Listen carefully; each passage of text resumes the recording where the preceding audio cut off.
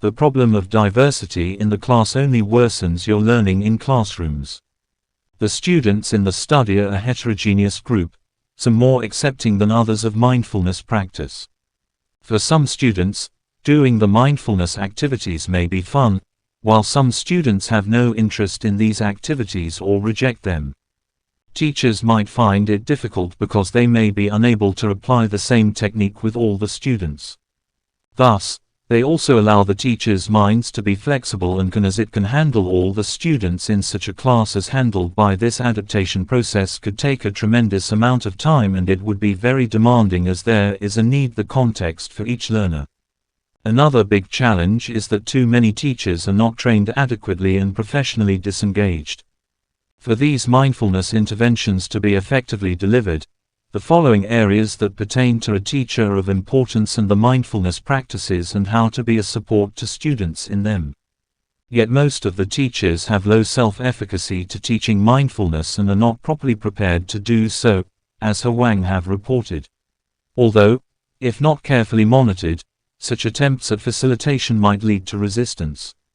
Either teachers would explain why they are doing mindfulness exercises or try to settle the concerns and questions of the learners, which is not efficient.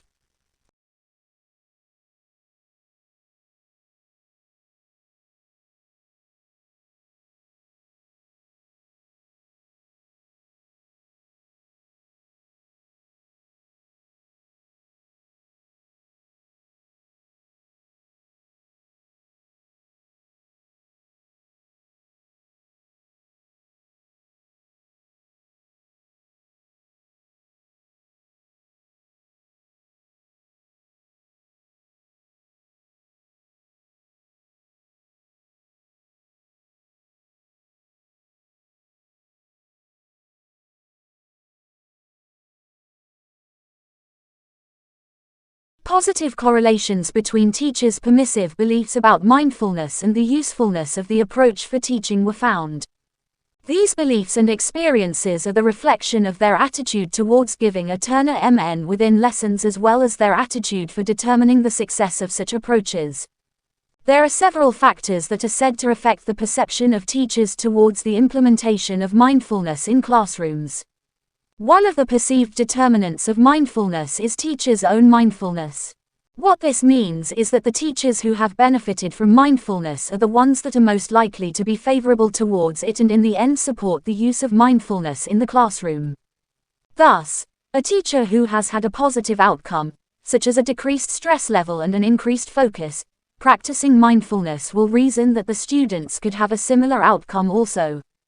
This will consequently cement a more genuine interest in mindfulness, and it can be spread throughout the students and experience significantly greater commitment from them.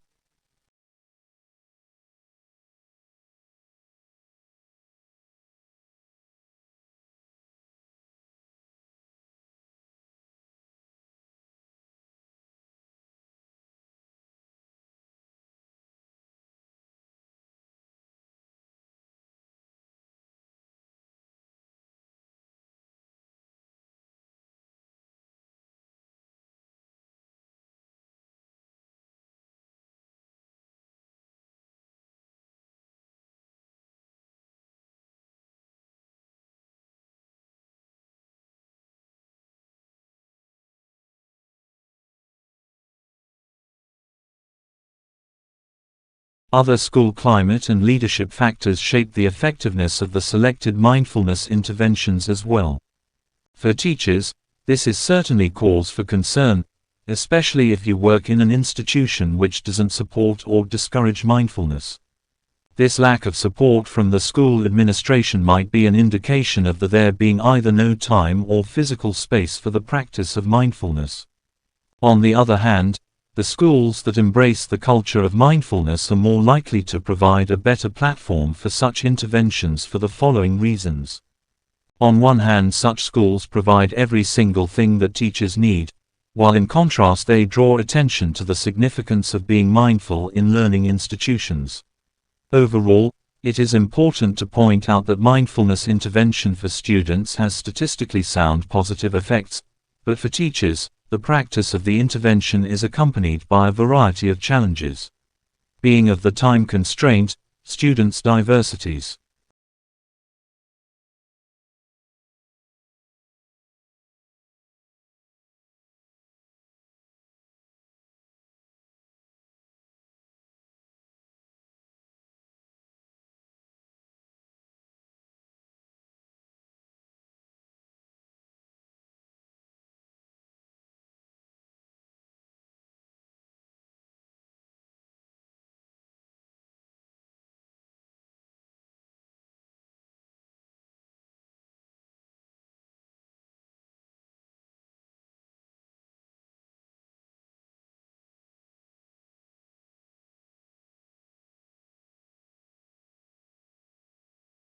The authors reason that educators who already advocated for a lifestyle of comprehensive education that prioritizes academic success and stability in the emotion will be prone to take advantage of mindfulness.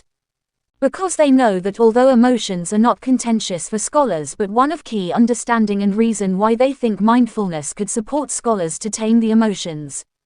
Consequently, these teachers will more likely to fit mindfulness into their teaching process as another regular activity rather than a side activity.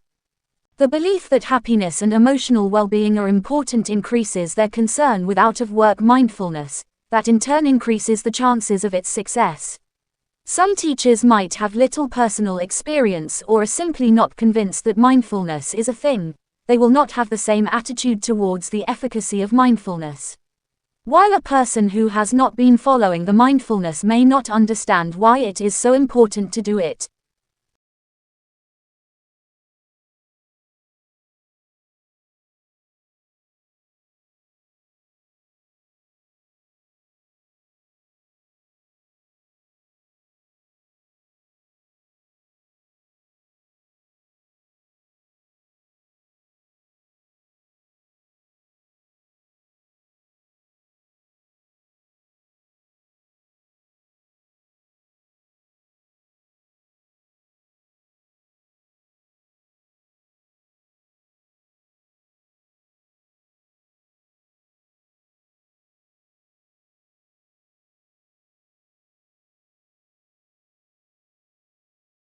Teachers from cultures in which the practice of mindfulness was not valued would need to be sold the benefits of practicing it more convincingly, as it shapes their ability to give them fully to the practice. Additionally, the teacher's view is based on the student's response to the mindfulness exercises. It is these teachers that have reported the positive change in the student's behavior, or their ability to self-regulate their emotions, or their academic performance, as a consequence of espousing mindfulness.